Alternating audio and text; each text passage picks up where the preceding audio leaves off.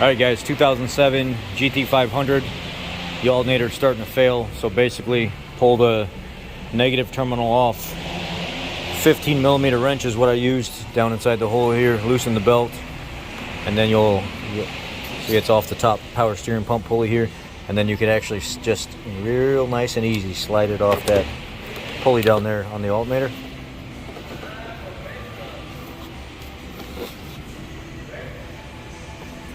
It's off now. Lift the vehicle up in the air, begin your work from underneath.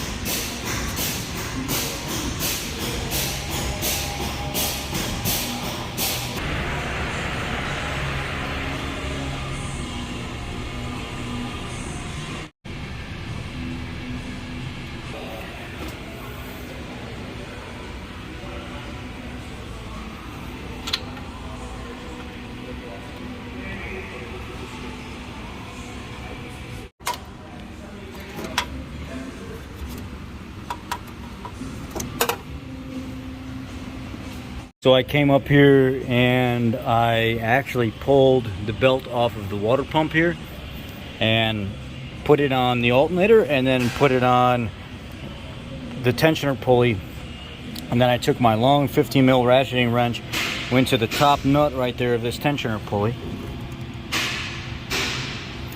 and pushed it down, and then fed my other hand up here and pushed it up over the smooth edge of the water pump. It went right on. So now I go ahead and put everything back together, put everything back in its spot, give everything bolted up and then start it up. All right, it's all done. It's all put back together.